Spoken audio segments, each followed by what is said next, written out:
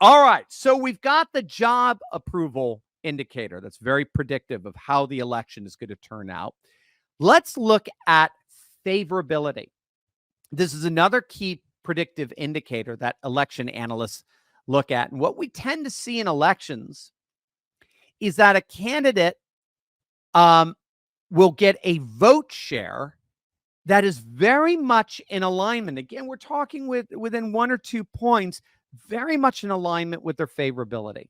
So favorability tends to corroborate the predictive indicator of job approval. According to Real Clear Politics polling average, Trump's favorability right now is actually at an all-time high.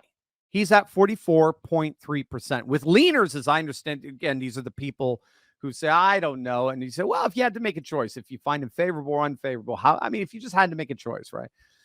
The number goes up to about 46%. So if you compare Trump's favorability now to where he was, say, back in 2020, he's currently enjoying a higher favorability rating. In fact, he has the highest favorability rating of his entire political career. So back in 2020, his favorability was in the low 40s. And if that's adjusted with leaners, I think it gets about 43%. It was worse in 2016, a very low favorability. It's about 38, 39%. Keep that in mind because we're going to talk about how that gets rectified in a moment. So again, Trump is viewed more favorably now, today, than he was back either in 2020 or 2016. But the key observation that this election analyst, Gold Crown Politics, makes is that if you compare a candidate's favorability to their overall vote share that they get on election day, again, it's almost identical. That's the general pattern. We saw that with Bush. We saw that with Obama. But there's a difference. And you know it. I bet half of you know right exactly what I'm going to say. What's so interesting with Trump is what? What makes Trump different? Just like his job approval ratings, he consistently outperforms his favorability on election day. Imagine that. So back in 2020, he was at about 43% favorability, but he got 47% of the vote. Same with 2016. He consistently outperforms his favorability numbers by 4 to 7 points. And this is largely because Trump is a voter turnout machine. So that might even be the reason for the favorability discrepancy between his favorability numbers and the higher numbers he gets the job approval and the higher number he gets on election day. No one turns out the vote like Trump. Trump supporters will literally crawl through glass to vote for him and vote for him alone, right? It's a Trump or bust vote. That's what Rich Barris calls it. They would vote for no one else. It's Trump or bust. So that's why Harry Enton, CNN, the polling analyst of CNN, he was making this point just a few days ago. Trump's national average, you have to add another 4 or 5 percentage points to that on election day. That's what you're going to see on election day. We saw it in 2016. We saw it in 2020. He outperforms his polls by 4 to 5 points. And we have every indicator, given that he's more popular, more favorable than ever before, that overperformance is going to be like nothing we've ever seen.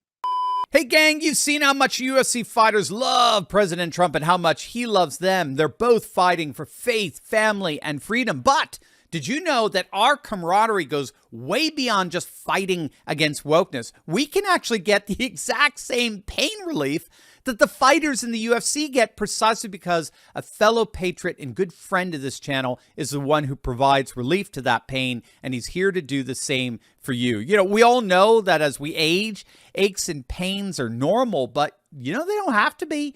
And that's where the groundbreaking medical scientist Clint Winters comes in. Clint's a world-renowned health expert who's unveiled a natural pain reliever that is taking the world by storm. It's called CB2. It is the 100% drug-free way to get full-body pain relief without dangerous meds. And it is the official pain reliever for the fighters in the UFC. So whatever you do, make sure to click on that link below and check out Clint's amazingly informative report on how CB2 is changing lives by providing safe and powerful relief at a fraction of the cost of pain pills. Click on that link below right now.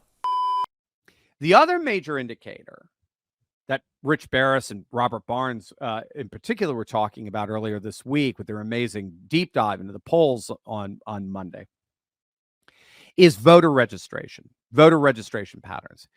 Republicans are absolutely crushing it in terms of voter registration, particularly in Pennsylvania, where they're out registering Democrats literally 4-1.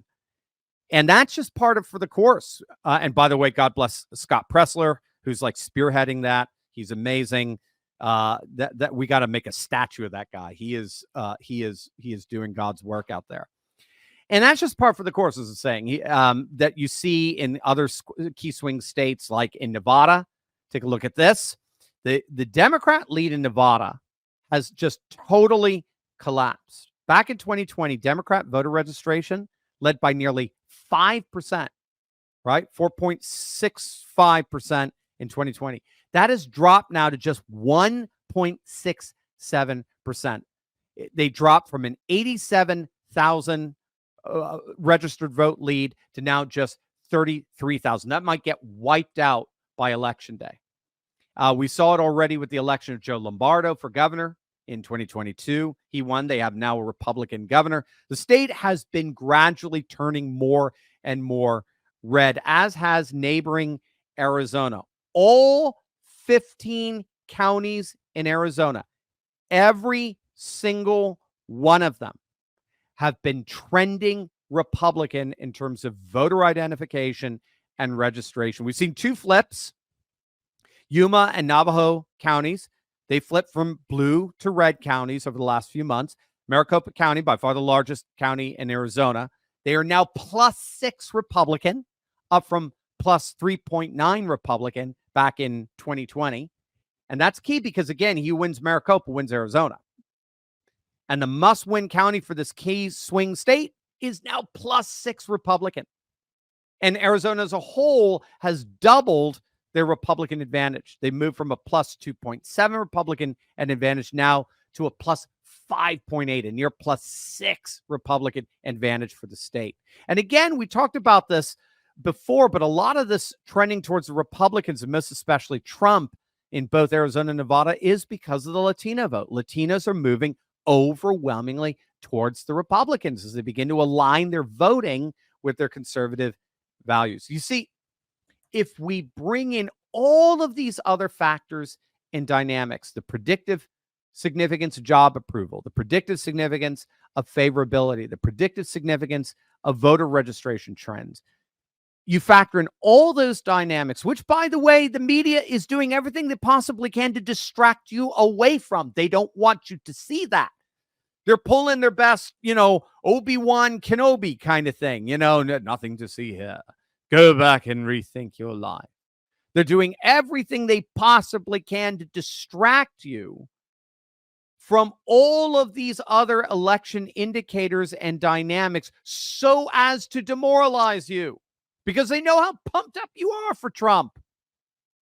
And they want you to be as dejected as they are, or at least as they have been with the single weakest incumbent in modern politics, the incontinent in chief.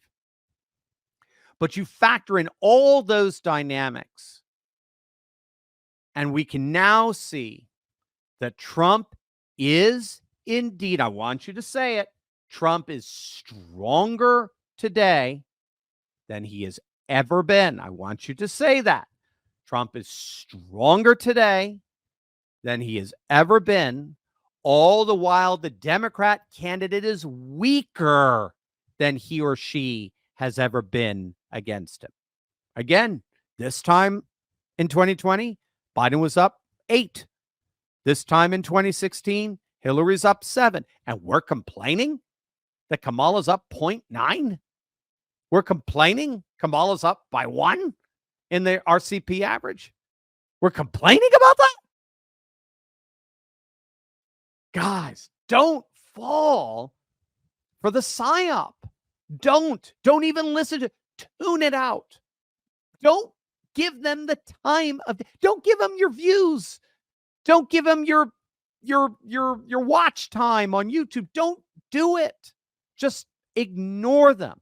I promise you, if things do start taking a very dire turn, I'll be the first to let you know. I'm not going to lead you astray. I'll be the first to let you know, something's not right here. Something's happening here. Something's wrong. I'll be the first to tell you. I'm sure all the polling analysts out there will be our polling analysts will be the first to tell you. Right now, as we speak, going into this Democrat National Convention, say it with me, Trump is stronger than he has ever been, and the Democrats are weaker against him than they've ever been. Make no mistake, Trump is weathering this storm, this coordinated, fabricated blitzkrieg that does appear, unfortunately for the Democrats, to be having very little result.